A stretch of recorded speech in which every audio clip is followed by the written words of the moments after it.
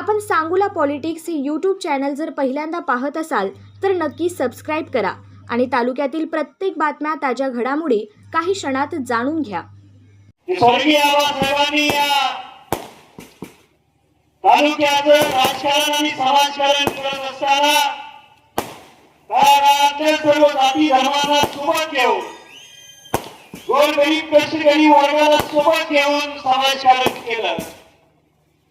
त्या पद्धतीने आबासाहेबांना या तालुक्यातल्या जनतेने मान सन्मान दिला, या गावातल्या जनतेने मान सन्मान दिला आणि आज आबासाहेबांचा नातू आमदार झालाय, आपल्या गावात येतोय, कार्यक्रमाला येतोय.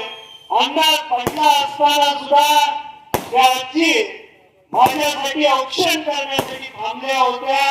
हा आबासाहेबांचा विचार आहे, हा आबासाहेबांचा संस्कार आहे. बऱ्याच वेळा तुमच्या गावातली काही मंडळी गोरगरीब जनतेला चुकीच्या पद्धतीनं दादागिरी करून धमकवत असतील की जागा मिळणार नाही. मी या सभेच्या माध्यमातून तुम्हाला सांगतोय, या गावातल्या नाही, या मतदारसंघातल्या कुठल्याही गोरगरीब जनतेच्या केसाला सुद्धा कोण धक्का लावणार नाही. ती जबाबदारी बाबासाहेब देशमुखची आहे. निश्चितपणे कुठल्याही गोरगरिबाचं काही काम असू द्या, माझ्याकडे या रात्रंदिवस तुमच्यासाठी सेवा देण्यासाठी मी खंबीर आहे.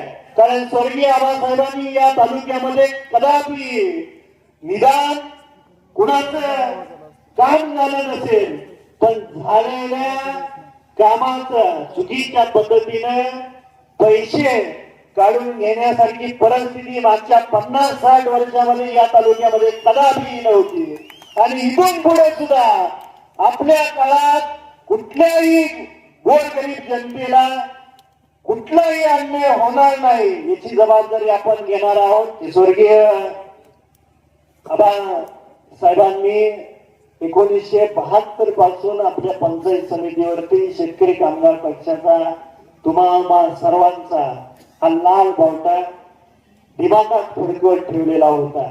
आबासाहेबांच्या निधनानंतरची ही आपली पहिली निवडणूक आहे आणि पंचायत समितीच्या आणि जिल्हा परिषदेच्या या निवडणुकीमध्ये तुम्ही सर्वांनी निश्चितपणे जोमाने काम करणार आहात. माझी निवडणूक झालेली आहे, आता कार्यकर्त्यांची निवडणूक आहे. माझ्या निवडणुकीला मी 100च्या स्पीडनं पळालो असेल, पण कार्यकर्त्यांच्या निवडणुकीला मी 200च्या स्पीडनं पळणार आहे. हा तुम्ही सर्व जनसमुदाय हा माझ्यासाठी नाही आला, मला माहित आहे. तुम्ही आबासाहेबांची लेकरं आहात, आबासाहेबांचे तुम्ही कार्यकर्ते आहात आणि आबासाहेबांचा विचार जागवण्यासाठी या ठिकाणी मोठ्या संख्येने तुम्ही आलेला आहात. निश्चितपणे तुमच्या निवडणुकीला 200च्या स्पीडनं पळणार आहात. शेतकरी कामगार पक्षाचा कार्यकर्ता आहे. या तालुक्यावरती, या पंचायत समितीवरती परत एकदा आपण लाल बावटा फडकवल्याशिवाय थांबायचं नाही. आज या ठिकाणी मेळावा झाला म्हणून अजिबात शांततेत झोपायचं नाही. प्रत्येक या गटात मी आज फिरत होतो, दिवसभर या गटातच आहे. मी काही कारणास्तव होतो, पण बऱ्याचशा गावांमध्ये फिरत असताना मला समजलं की कोणीतरी फिरतंय. बऱ्याचशा लोकांनी त्यांचा उहापोह त्यांच्या भाषणातून केला.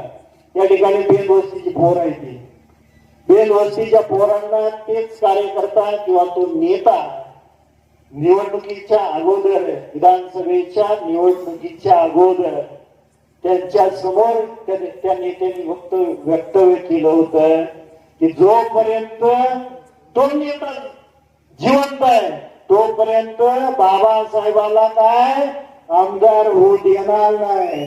असल्या डरकाळ्या आमच्या समोर फोडायच्या नाही. त्या जी काय दादागिरी आतापर्यंत तुम्ही या गावावरती केली असेल, इथून पुढे कुणाची दादागिरी या गावावरच नाही, या तालुक्यावर कदापि होणार नाही. याची जबाबदारीने परत मी तेच सांगतोय. ही माझी जबाबदारी, या तालुक्याचा लोकप्रतिनिधी मी आहे.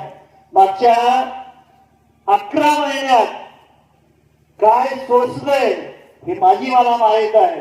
निवडणुकीच्या अगोदर आज माझं वय 37-38 वय आहे. एवढ्या तरुण वयामध्ये माझ्या पाठीशी तुम्ही या ठिकाणी मोठ्या संख्येने उपस्थित राहिला याचा अभिमान मला आहे आणि ही गोष्ट कदापि जीवनभर मी विसरणार नाही. पण तुम्हाला सांगायला मला म्हणजे अत्यंत दुःख होतंय, पण हे सांगणं गरजेचं आहे.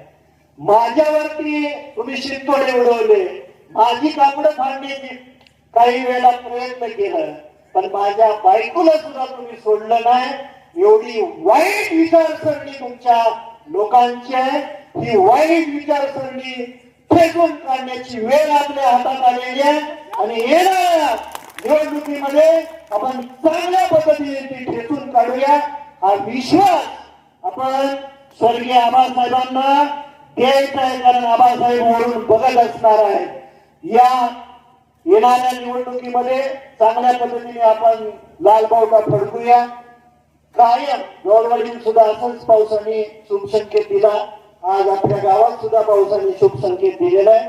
त्याच्यामुळं प्रत्येक गावामध्ये तुम्ही गेल्यानंतर एकदम सावध रीतीनं इथून पुढच्या काळामध्ये निवडणुकीपर्यंत तुम्ही काम करायचं आहे आणि तुम्ही काम करा अशी अपेक्षा व्यक्त करतो. मोठ्या संख्येने या ठिकाणी उपस्थित राहिला. चांगल्या पद्धतीनं या गावाने हा मेळावा आयोजित केला त्याबद्दल शेतकरी कामगार पक्षाच्या वतीनं माझ्या वतीनं या गावकऱ्यांचं आणि आपलं अंतःकरणपूर्वक आभार मानतो. जाताना सावकाश जायचं आहे.